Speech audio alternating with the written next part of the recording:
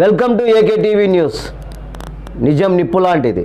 వార్తలు చదువుతున్నది ఉదయగిరి శివరాం. విజయవాడ ఇంద్రకీలాద్రి శ్రీ దుర్గం మల్లేశ్వర స్వామి వాళ్ళ దేవస్థానమునకు పిచ్చేసిన ఆంధ్రప్రదేశ్ ఉప ముఖ్యమంత్రి కొనిదెల పవన్ కళ్యాణ్ మంగళవారం ఉదయం ఇంద్రకీలాద్రికి చేరుకొని కనకదుర్గమ్మ అమ్మవారి దర్శనం చేసుకున్నారు. తొలుత అమ్మవారి ఆలయ మెట్లను శుభ్రపరిచి మెట్ల పూజ చేశారు. తదనంతరం అమ్మవారి దర్శనమునకు విచ్చేసిన ఆయనకు రాష్ట్ర దేవాదాయ శాఖ principal secretary S Satyanarayana, IAS వారు, ఆలయ ఈవో కెఎస్ రామారావు ఆలయ మర్యాదలతో స్వాగతం పలికారు.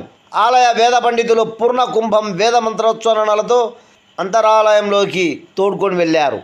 ఆలయంలో ఉప ముఖ్యమంత్రి పవన్ కళ్యాణ్ అమ్మవారిని దర్శించుకొని ప్రత్యేక పూజలు నిర్వహించారు. అనంతరం అమ్మవారి ఆశీర్వచనం కల్పించి శేషవస్త్రమును ప్రసాదాలను దేవాదాయ శాఖ ప్రిన్సిపల్ సెక్రటరీ వారు మరియు ఆలయ ఈవో అందజేయడం జరిగినది. తదనంతరం ఆంధ్రప్రదేశ్ ఉప ముఖ్యమంత్రి పవన్ కళ్యాణ్ మీడియా సమావేశం ఏర్పాటు చేసి వారు మాట్లాడడం జరిగినది.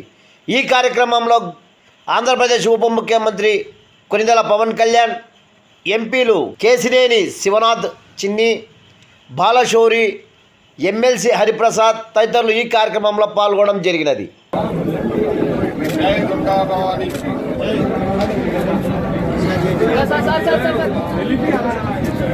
ఫోన్ ఎవరిది? ఫోన్ ఎవరిది? సార్ మీరు పక్కన రావాలి. సార్ పైకి పెట్టు ప్రసాద్ అన్న, నువ్వే పైన పెట్టు, నీకు లెగిసారుగా. సార్ ఒక్క నిమిషం.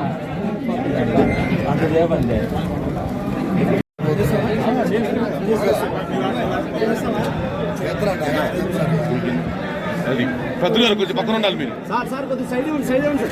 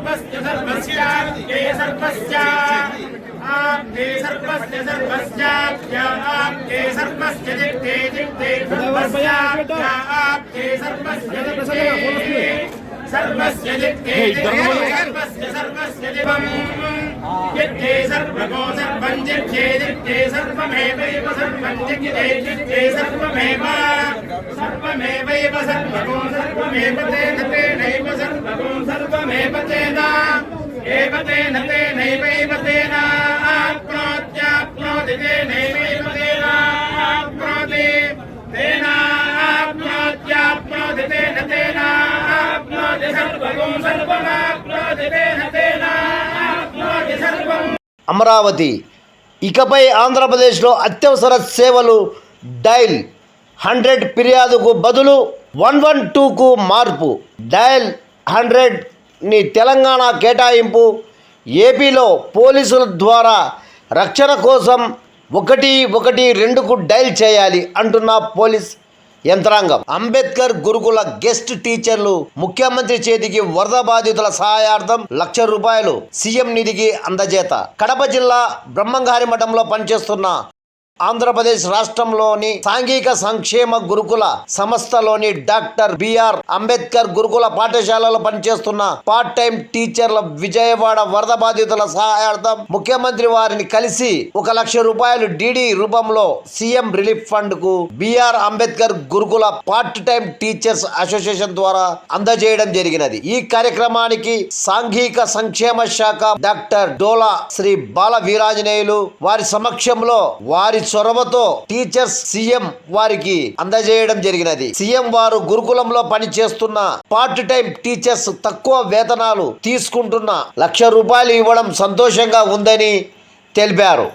పార్ట్ టైం టీచర్స్ సీఎం వారికి ధన్యవాదాలు తెలుపుతూ, మాకు గత మీ పాలనలో కాలంలో మేము రెట్టింపు జీతాలు తీసుకున్నామని, చాలా కాలంగా రెగ్యులర్ కాంట్రాక్ట్ ఉద్యోగుల వలె అన్ని విధులను నిర్వహిస్తున్నామని, తమరే మా యందు దయ ఉంచి మమ్మల్ని కాంట్రాక్ట్ టీచర్స్ మార్చి రాష్ట్ర వ్యాప్తంగా ఉన్న 1,800 పార్ట్ టైం టీచర్స్ను వారి కుటుంబాలని ఆదుకున్న వారు అవుదురని తెలిపాము.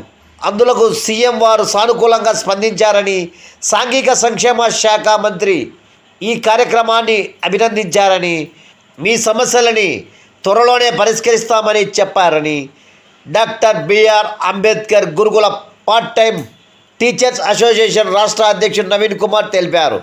ఈ కార్యక్రమంలో రాష్ట్ర నాయకులు గురురత్నం వర్మ, ఇస్మాయిల్, జ్యోతి తదితరులు ఈ కార్యక్రమంలో పాల్గొనడం జరిగినది. ఉద్యోగం ఇప్పిస్తా అని మోసం చేసిన తెలుగుదేశం పార్టీ నాయకుడు అంబేద్కర్ కోనసీమ జిల్లా ఐనవల్లి మండలం ఐనవల్లి లంక గ్రామానికి చెందిన దుర్గాప్రసాద్ అనే యువకుడి దగ్గర అదే గ్రామానికి చెందిన తెలుగు యువత ఉపాధ్యక్షుడు పులిదిండి ఆనంద్ శానిటేషన్ విభాగంలో ఉద్యోగం ఇప్పిస్తానని బాధితుడి నుండి 2,50,000 రూపాయలు వసూలు. జాబ్ కోసం ఆనంద్ని ఫేక్ లెటర్ సృష్టించి మండల పరిధిలో ఎక్కడ చెత్త కనబడినా ఫోటో తీసి వాట్సాప్లో పెట్టాలని చెప్పగా దీనిపై అనుమానం వచ్చిన డబ్బులు నాకు ఇవ్వమని అడగడంతో ఇవ్వకుండా కాలయాపన చేస్తున్న ఆనంద్పై కోనసీమ కలెక్టరేట్లో గ్రీన్వెల్ సెల్కు ఫిర్యాదు చేసిన బాధితుడు. పూర్తి సమాచారం విచారణ తేలాల్సి ఉంది. మాది డాక్టర్ బిఆర్ అంబేద్కర్ కోనసీమ జిల్లా పి గన్నవరం నియోజకవర్గం ఐనవెల్లి మండలం. మాది ఐనవెల్లి అంక గ్రామం.